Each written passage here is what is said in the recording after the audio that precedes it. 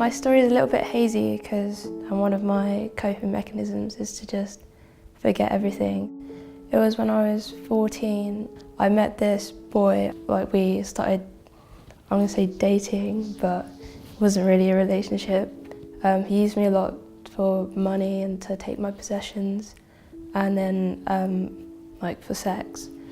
When we were going to a youth club one day, I went to tell him. I realised what was going on and tried to break it off. He pushed me into the boys' bathroom, locked the door, and then said I couldn't leave unless we did something together. I remember leaving and feeling really weird because, you know, I got into my mum's car and she was like, "Oh, did you have a nice day?"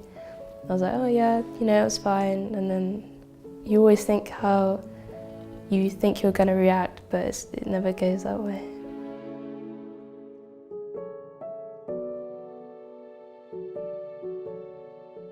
So after that, he kept harassing me, calling my phone, saying he was going to come to my house, coming to my house and stuff. So we went to the police.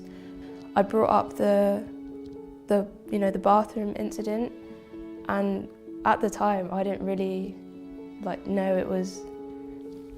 I didn't really know it was rape, but they explained to me that did suffice. So I was quite, because you just don't think it ever happened to you, and because I blocked it out, I didn't think it was that. So that was quite a shock.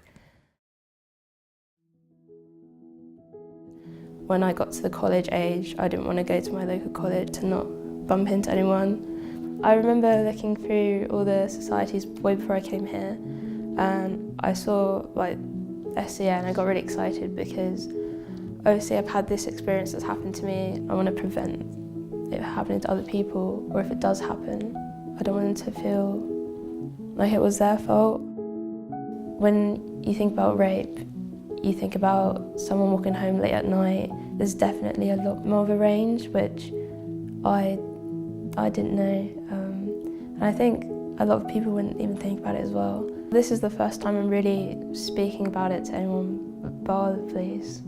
I hope to maybe inspire some people who haven't spoken up to speak up.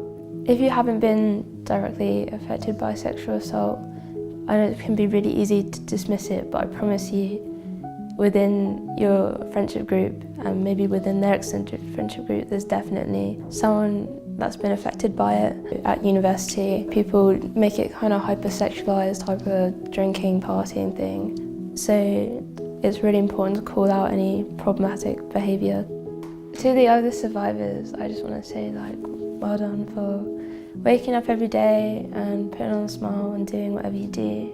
You're loved, and don't let whatever has happened to you define you.